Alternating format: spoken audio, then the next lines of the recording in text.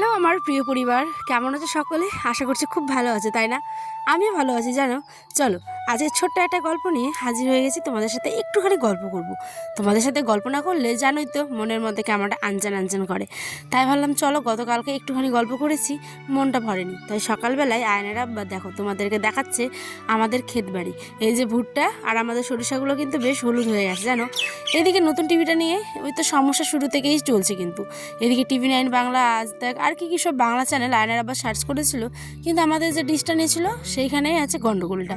তো গন্ডগোলের মূলে যেহেতু ওই, তাই মূলের ওই মালিককেই ডাকা হয়েছে আবার, হয় যে মিস্ত্রি কাকু ওকে। এই যে দেখো ছাতাটার যে একটা কি বললো ওই জায়গাটা, LMB না কি বলে, সেটাই খারাপ হয়ে গেছিলো। খারাপ না মানে একটুখানি ওটা কম দামি যেহেতু, তাই কম কাজ করছিল। তো এই যে দেখো একটু বেশি দামি লাগিয়ে একেবারে বাংলা চ্যানেলগুলো আয়নের আব্বা খুব পছন্দ করে দেখতে, খবর বিশেষ করে। আর ইন্টারন্যাশনাল যেগুলো খবর সেগুলো কিন্তু অবশ্যই দেখে। চলো, টিভিটা তো ঠিক হয়ে গেছে, এখন আমি তোমাদের কিছু আমাদের হাটের বাজারপত্র দেখাই। এই শাকটাকে আমাদের গ্রামের দিকে বলে তিতারি। তোমাদের কথা কি বলে আমাকে কমেন্টে জানিয়ে তো। আমাদের এখানে তিতারি বলে জানো।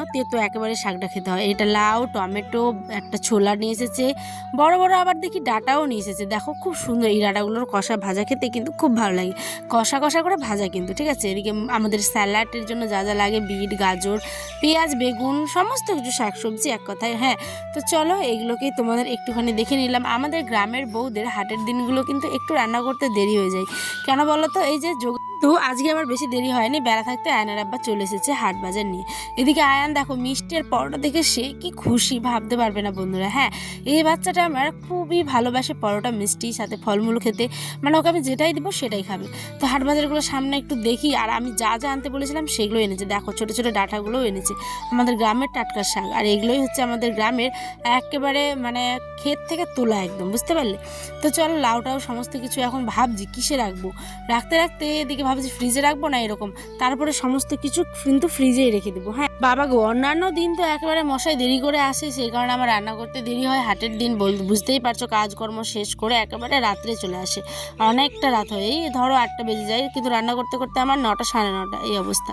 তো আজ যেহেতু তাড়াতাড়ি এসছে, তাই চলো ইফতারিও আছে আজকে আমাদের, একদম সিম্পলভাবে ইফতারি করব। আর রোজার দিনে না বেশি মানে কাজকর্ম করতেও পারি না, জানি না কেন। সকাল থেকে খুব ভালোভাবেই কাজ করতে পারি, কিন্তু বিকেল হলে আর মন চায় না কাজ করতে। এখন 5টার মতো বাজে সন্ধ্যা। এখন এই যে গতকালের একটু সেমাই ছিল, গতকালেরই ঘুগনি, আর ওই যে পরোটা, মিষ্টি, আর ওইদিকে স্যালাড দেখতেই পেলে। আজকে এটা দিয়ে আমাদের ইফতারি। আর তার সাথে ছিল হচ্ছে গিয়ে এগুলো রুই মাছ, না রুই মাছের বাচ্চা না বাটা মাছ, আমি বলতে পারছি না সঠিক, আমি জানি না। হবে হয়তো রুই মাছেরই ছোট বাচ্চাগুলো আর কি। আর রাব্বাও আমাকে বলেন, আমি আইডিয়াতে তোমাদের বললাম, ঠিক আছে। তো চলো, মাছ আমি অত ভালো চিনি না, এখানে চটপট করে মাছটাকে ভেজে নিই।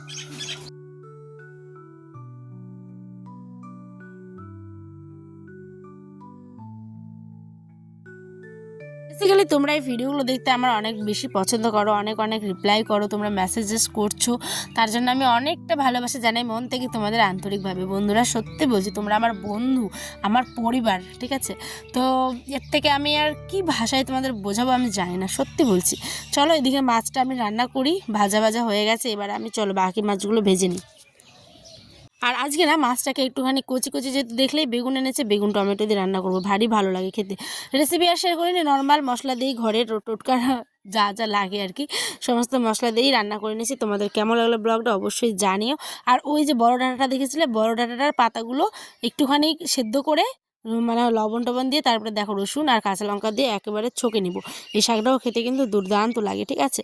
তো চলো, আমাদের গ্রামের জীবনযাপন কেমন লাগে অবশ্যই তোমরা যারা নতুন দেখছো অবশ্যই জানিও। আমার আজ অবধি এই ভিডিওটা শেষ করলাম, দেখা বানাটি ভিডিওতে। সকালে ভালো থেকো, সুস্থ থেকো। রমজান মাসের 15টা রোজা কিন্তু চলে গেল, আর হচ্ছে 15টা দেখতে দেখতে এগুলো চলে যাবে ইনশাল্লাহ। তো দেখা বানাটি ব্লগে, সকালে ভালো থেকো, সুস্থ থেকো, টাটা। আর এই যে মাছ কারিটা, মানে মাছের কারি তো না, বেগুন দিয়ে মাছ, আমরা এখন আমাদের খাবার দাবার খাবো। টাটা, সকালে ভালো থেকো, আবারও গল্প হবে অন্য একটি ভিডিওতে। আল্লাহ হাফেজ।